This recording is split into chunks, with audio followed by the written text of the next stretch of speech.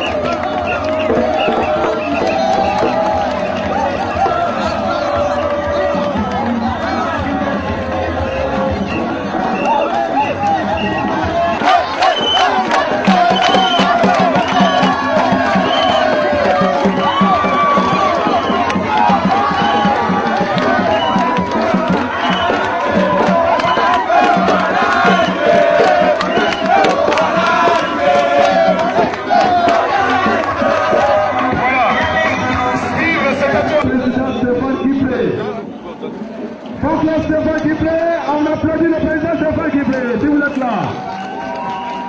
Voilà. Merci. Merci. Nous venons de voir ce que tu as commencé à faire ici, avec nous. Au nom donc du président du parti, qui est aujourd'hui avec nous, au nom du parti, je t'investis en tant que soldat de l'UNG ici à Bengrou.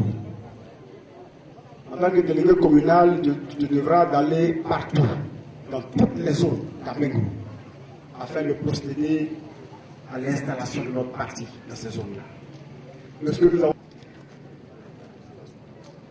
Je t'investis donc ce jour, camarade Bois, Stéphane, délégué communal d'Abengrou.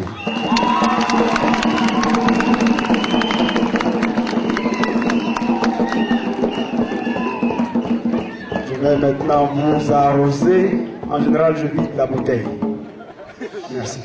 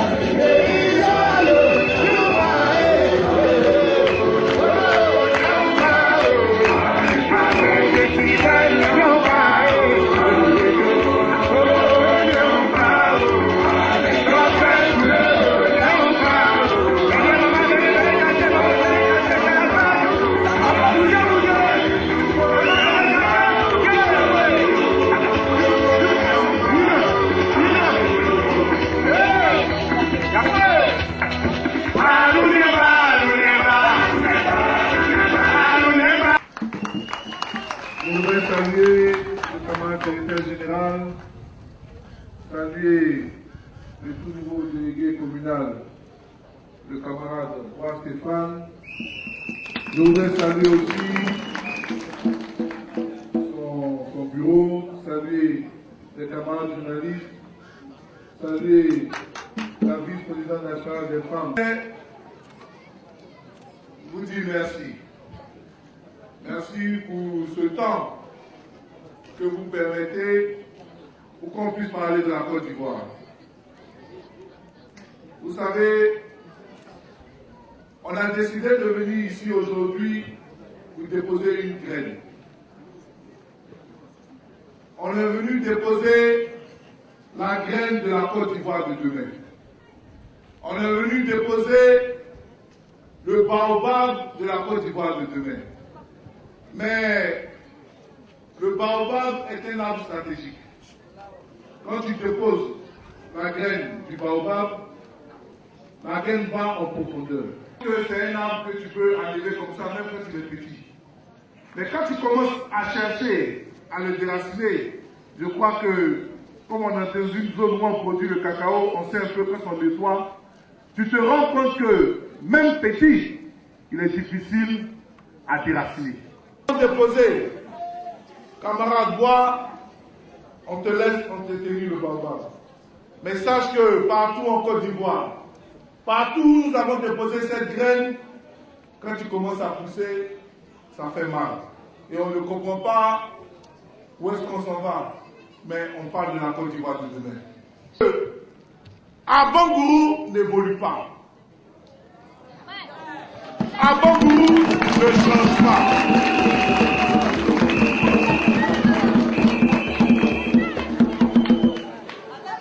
Abangourou a les mêmes difficultés. Mais comment est-ce que on peut comprendre qu'une zone qui, il y a de cela 20 ans, était le plus grand producteur de cacao de la Côte d'Ivoire? Comment comprendre qu'une zone, il y a plus de 20 ans, était considérée comme la boucle, ça veut dire le nœud le plus important du cacao ivoirien? Et quand tu es le nœud le plus important du cacao ivoirien, et comme la Côte d'Ivoire vit de cacao, ça veut dire que tu es la région la plus importante de la Côte d'Ivoire. En Côte d'Ivoire, nous ne sentons plus le cacao. Nous ne voyons plus. À l'entrée d'Amangourou, pour parcourir 3 km, tu es obligé de mettre 10 minutes parce que tu te bats avec les trous qui sont sur la route.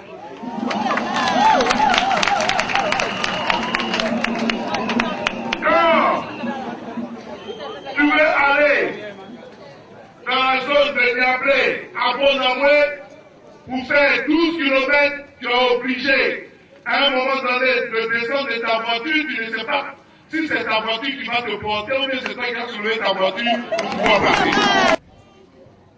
Voilà pourquoi, à l'Union des nouvelles générations, à chaque fois qu'on fait le tour de la Côte d'Ivoire, quand on arrive dans une zone, on constate les mêmes problèmes de route, les mêmes problèmes de centre de santé, les mêmes problèmes d'école. On se dit, comment est-ce que notre pays, qui produit, qui a du cacao, du café, du pétrole, de l'or, du diamant, mais pourquoi est-ce que les régions n'arrivent pas à en bénéficier?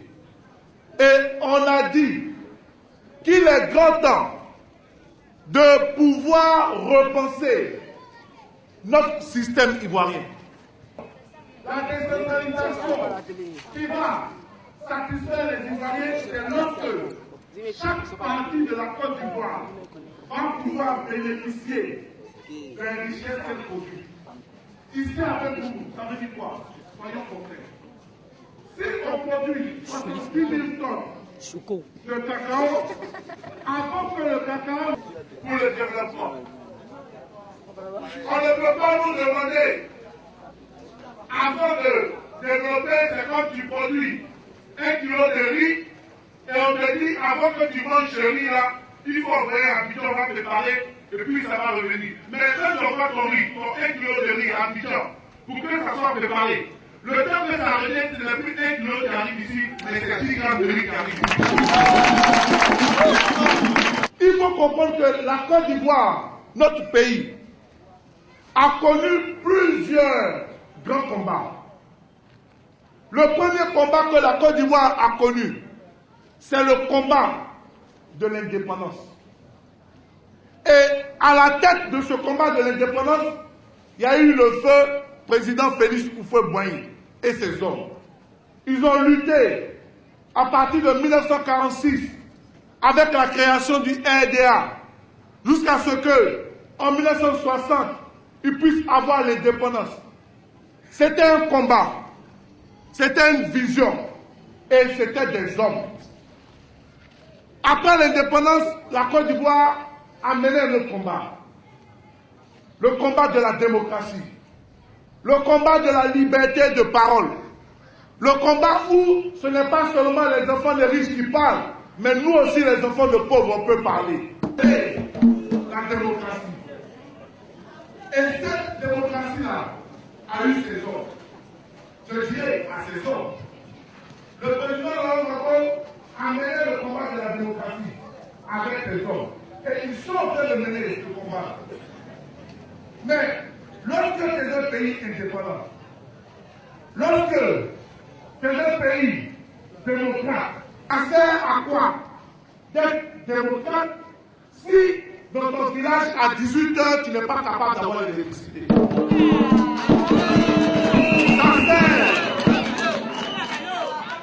Ça sert à quoi d'avoir une indépendance si on continue de fixer le prix de notre cacao dehors?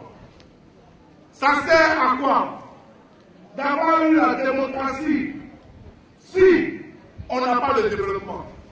Donc, le troisième combat qu'il faut à la Côte d'Ivoire, c'est le combat du développement.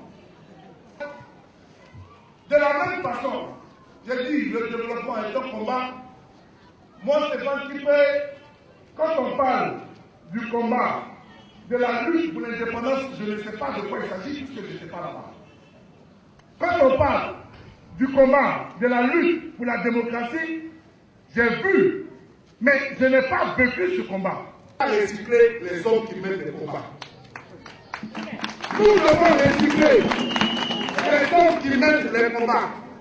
Si tu as mené le combat de l'indépendance avec Houphouët Boigny, camarade, ton temps est passé, mène un autre combat. Si tu as mené, mais tu ne peux pas avoir mené le combat de l'indépendance, tu ne peux pas avoir connu les travaux forcés en 1946 et vouloir parler de développement en 2010. C'est un combat qui te dépasse. Allons-y à la retraite. Donc, dans chaque région de Côte d'Ivoire, nous devons avoir des agents de développement. Nous devons avoir des personnes qui ont compris ce qu'on appelle le développement. Nous devons avoir des personnes qui vont savoir nos aînés et l'indépendance. De la même façon que nos aînés ont lutté pour que la Côte d'Ivoire ait la démocratie, nous devons lutter pour avoir le développement. Parce que c'est pour nous demain. C'est nous la Côte d'Ivoire de demain. C'est nous qui avons encore notre jeunesse devant nous. Chez nous on dit, ben mieux que...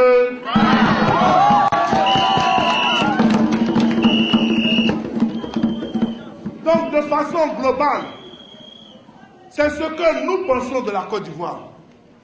Comment faire pour avoir les moyens nécessaires pour développer? Comment faire pour que le déséquilibre social puisse disparaître de notre pays? Comment faire pour que, quand tu vas à l'école avec un groupe de CP, tu peux terminer ton cycle supérieur en faisant l'université où tu as grandi? Comment faire pour que dans chaque partie de la Côte d'Ivoire, tout le monde ait droit à la santé? La santé doit se déplacer vers nos parents.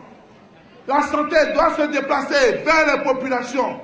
La route, beaucoup de gens le disent, la route précède le développement, mais quand ils sont là, ils ne sont pas capables de pouvoir retrofiler ces routes-là. De quel développement on parle? Nous devons prendre notre destinée politique en main. On ne peut plus décider pour nous, sans décider pour la Côte d'Ivoire de demain. Comment est-ce que nous voyons notre pays? Allons-nous continuer de parler de la Côte d'Ivoire au passé de nouvelles personnes? Voilà pourquoi, camarade secrétaire général, je suis content de l'équipe que tu as choisie. Je suis content de la confiance que tu leur donnes. De dire qu'ici, avec nous, on n'a pas besoin d'avoir fait la politique avec Houphouët Boigny pour pouvoir décider.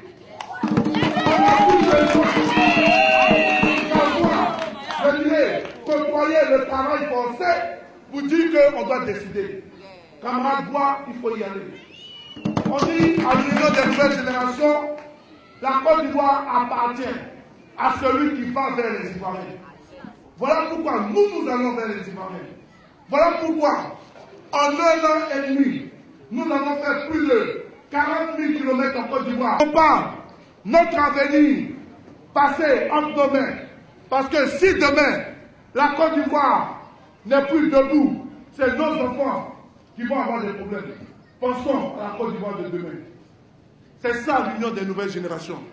C'est ce que les jeunes n'arrivent pas à comprendre. On n'est plus dans les débats qui ne nous font pas avancer. L'accord politique de Ouagadougou est un débat actuel. C'est pour résoudre une crise actuelle. À l'ING, nous en parlons parce que nous parlons du présent. Mais notre priorité, ce n'est plus l'accord politique de Ouagadougou. C'est après l'accord politique de Ouagadougou. Que va devenir notre pays après l'accord politique de Ouagadougou? Voyez-vous, aujourd'hui, la Côte d'Ivoire a un gros problème. Le problème de son endettement. On dit que la Côte d'Ivoire est endettée à plus de 6 000 milliards.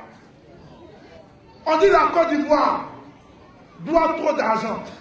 Mais à un moment donné, je me suis assis et je me suis posé la question de voir, mais les 6 000 milliards, quand on prenait, ça s'est passé comment? Mais laissez-moi vous expliquer, chers camarades de la Côte d'Ivoire de demain.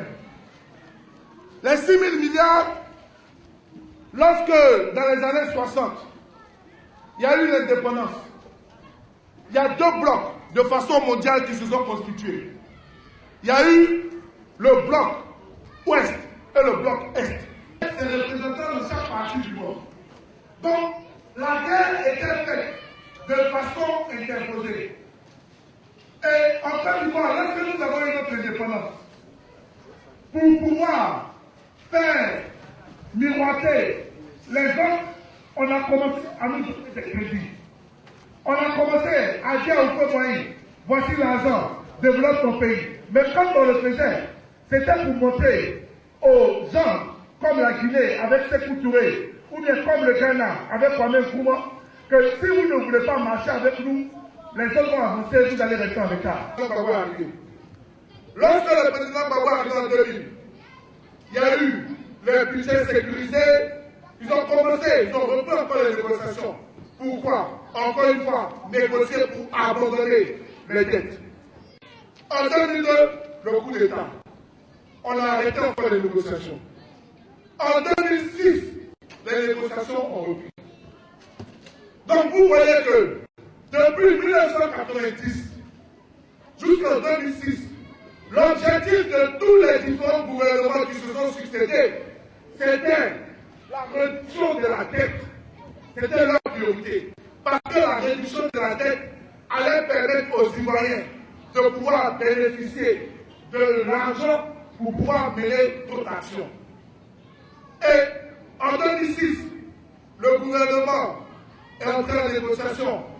Et très bientôt, nous devons atteindre le niveau de décision pour l'abandon de 500 milliards de notre dette. Mais la question que nous devons nous poser, est-ce que si on abandonne 500 milliards de notre dette, même si c'est le camarade Bois Stéphane qui a fait cela, ou bien c'est le camarade X, ou bien c'est le camarade Y, est-ce que c'est mauvais pour les Ivoiriens? C'est dans l'intérêt du peuple ivoirien. Les négociations engagées avec les institutions puissent être remises. Donc ça veut dire que si ça continue, les 500 milliards que la Côte d'Ivoire, les 500 milliards que la Côte d'Ivoire va devoir économiser, on sera encore en train de les payer par l'enseignant. On échangé avec le chef de l'État et ils vont tenir compte de cela.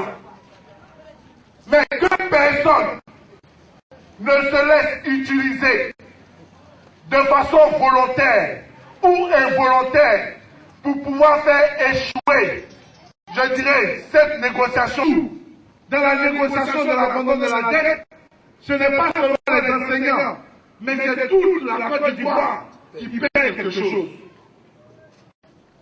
C'est comme si les éléphants de Côte d'Ivoire sont en train de jouer, ils ont joué la Coupe du Monde. Et ils sont arrivés à la finale. La finale, c'est le 26 mars. Pourquoi on puisse gagner 500 milliards? Les éléphants, ce sont les enseignants. Allez-y jouer le match. Reprenons les cours.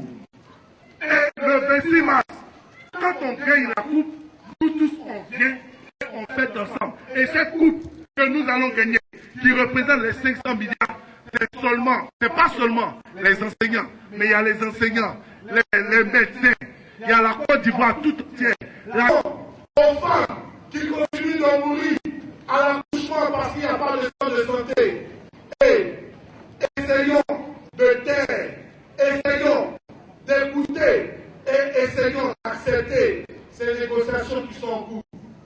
Nous avons tous suivi la rencontre que le président de la République a eu hier avec les enseignants, leur demandant de reprendre les cours à partir de lundi. Camarades enseignants, nous vous invitons à reprendre les cours. Parce que si vous ne reprenez pas, ce n'est pas seulement vos revendications, mais c'est les revendications de toute la Côte d'Ivoire qui risquent d'être retardées. De la Côte d'Ivoire de demain. Soyons ceux qui allons, je dirais, reconstruire ce pays dans l'intérêt général. Nous sommes aujourd'hui avant vous. Nous avons déposé la grève. Demain, nous partons déposer à Koufao, nous partons déposer à Tonda, à Bondoukou, à Bunda. Nous allons déposer cette graine de l'Union des nouvelles générations partout en Côte d'Ivoire pour que bientôt, très bientôt, une nouvelle vision politique, celle du développement, puisse pousser dans toute la Côte d'Ivoire. Que Dieu vous bénisse. Que Dieu bénisse l'Union des nouvelles générations. Que Dieu bénisse la Côte d'Ivoire de demain.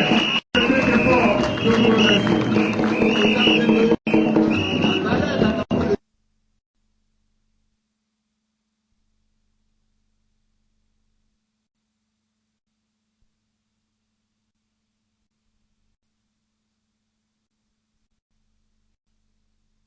C'est ce que nous avons dit. Nous avons dit que aujourd'hui, la Côte d'Ivoire attend quelque chose pour l'intérêt du peuple ivoirien. Ça veut dire l'allègement de notre dette. Et si cette dette-là est allégée, l'économie de 500 milliards va faire du bien à tout le peuple. Ce n'est pas seulement aux syndicats, mais c'est tout le peuple. Ce sont les écoles qui vont repartir, ce sont les routes qui vont être reconstruites. Donc par rapport à cela, nous avons demandé que chacun puisse taire, je dirais, ses revendications et attendre cette décision-là. Parce que tant que nous n'avons pas obtenu cette économie, je crois qu'il sera difficile pour notre pays de réengager le développement. Et nous étant un parti de développement qui prône le développement, je dirais, de notre pays, on se doit de soutenir cela pour que le développement, qui est l'élément le plus essentiel, l'élément essentiel, d'un peuple soit remis en marche. Voilà un peu. Entre-temps, l'UNG continue de s'aimer ses graines. Oui, bien sûr. L'UNG continue de s'aimer ses graines. L'UNG dépose ses graines partout en Côte d'Ivoire pour que la Côte d'Ivoire de demain soit, je dirais, représentée, pour que cette nouvelle vision de cette Côte d'Ivoire, comme il y a eu la vision pour l'indépendance, comme il y a eu la vision pour la démocratie, il aura une vision pour le développement, pour qu'on puisse rebâtir ce pays-là sur une nouvelle mentalité. Voilà pourquoi l'UNG parcourt la Côte d'Ivoire pour s'aimer ses graines.